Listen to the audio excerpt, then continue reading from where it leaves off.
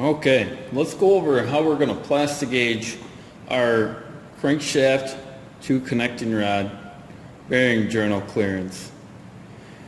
I got us set up over here at our largest bench vise in the shop. This is the one that we need to use because it has a very large throat opening underneath the jaws. We also need to make sure that we use a pair of the orange polyurethane vise jaw pads from the specialty tool cabinet number 3. It's imperative that we do it and we set it up that way. Over by the bench vise, I have our crankshaft. We have our piston and connecting rod assembly. I've got a 10 millimeter turning tool. In this case, I've got our tri-drive T-handles with a 10 mil on the end. And I have a torque wrench suitable for the task with a 10 mil socket on it also. And I have some Plastigauge, and we're going to use the red one. The red Plastigauge is 2 to 6/1000ths of an inch. It usually works for most of our connecting rod bearing journals. And then I have a few pieces that have already been pre-cut. Since we don't tear them, we cut them with the scissors. So I have a whole bunch of that cut up for class. First thing we need to do is, this is kind of a hand-intensive process, and we don't want the crankshaft rotating while we are trying to take the measurement or the connecting rod moving around the crankshaft crankpin. So we're going to use the bench vise as our third hand here to help mount our work. And because we're not going through the trouble of disconnecting the piston from the connecting rod, we need to use this particular vise so that we don't squash the piston when we do this, along with the vise pads here. I very gently close the vise onto the connecting rod with the connecting rod high enough up that the shoulders right here and here on my crank pin are not going to hit the vise pads, and it should be high enough up that everything will sit normally and we won't have any interference. That's an important thing to note. And then I have it very loose. It still wiggles around and moves in here pretty easy, so it's just acting like a third hand and holding it steady for us. Another thing to note is this hole in the connecting rod cap for the oil and the lubrication while the engine's running. We want to avoid putting our Plastigauge right underneath that hole because that's going to kind of make it a little bit more difficult to get a good accurate measurement. So with my connecting rod piston secured in the vise, I'm going to loosen the bolts and take the cap off. Note which way the cap goes. We need to make sure that when we put it back on that we are lining up our match marks so we have a good accurate measurement in a perfectly round bore. So I'm going to just set that off to the side back here in the same orientation it came off. I'm going to take my crankshaft and I'm going to rest that in the connecting rod bearing like so, and make sure that the little shoulders on the counterweights at the edge of the crank pin aren't hitting the polyurethane pads. So I just get down and take a quick look. It looks pretty good. It feels like it bottomed out in the connecting rod bore. Then the next thing we do is we got to open up our Plastigauge here, and inside, whoops, try not to fling it, but inside is going to be a little red piece of plastic string that's a very precise diameter, and we want to handle it gently.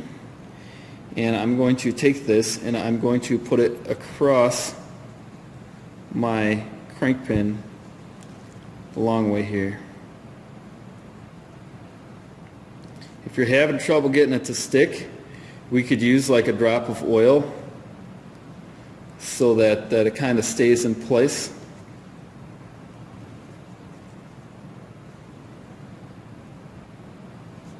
I'm going to set it gently like that. Okay. And then I'm going to check and make sure that it's not going to be underneath my hole, which I don't think it will be. Then I'm going to gently set my connecting rod cap down on it, and I'm going to turn the bolts down by hand gently. Whenever we do this, we want to torque the bolts, okay, to simulate how it will be during final assembly of our engine, which is why we have the torque wrench over here. And so now I'm going to go ahead and torque these. In our case, it's going to be 90 inch-pounds, and that will vary from one engine to another depending on the engine that you're doing. But we're going to go ahead and torque these to 90 inch-pounds,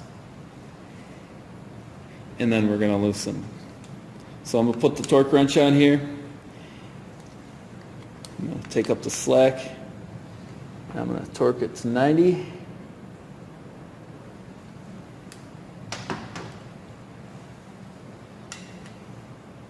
Torque this one to 90 as well.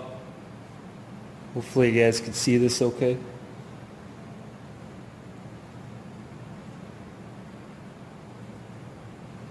Okay. Got that torque to 90. As a general rule, we never use torque wrenches to loosen, which is why we have the T-handle. So let's go ahead and get them loose.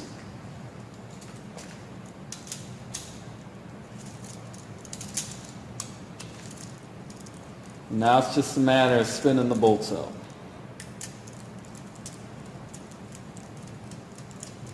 And we'll bring you guys back in for a close-up view. So with my bolts loose, I can gently take off the cap. And I'll flip that over, and you can see that I've got a little bit of an impression on the inside of the cap.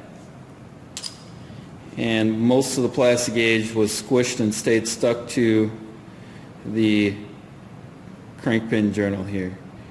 I don't really like that it kind of curved a little bit, but we'll go ahead and we'll use this straight portion right here. So how we take our reading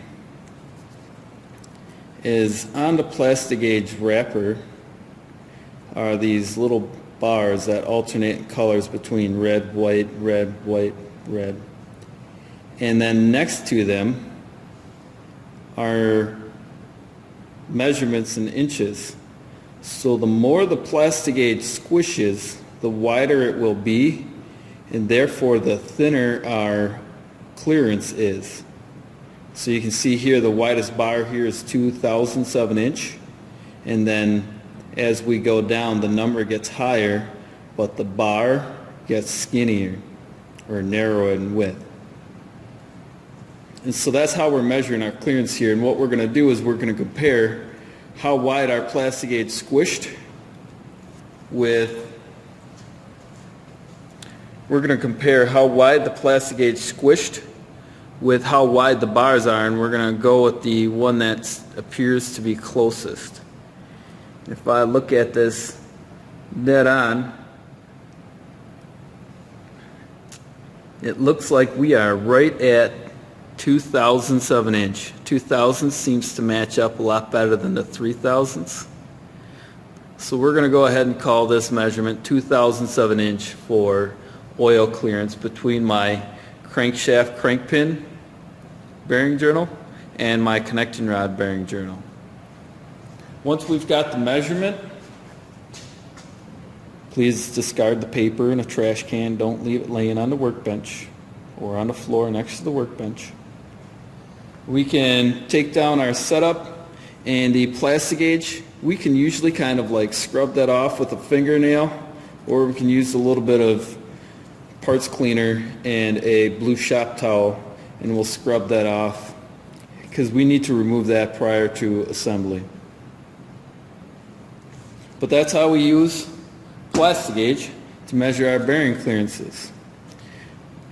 If there's any questions, contact me or come find me in the shop. And thanks for watching.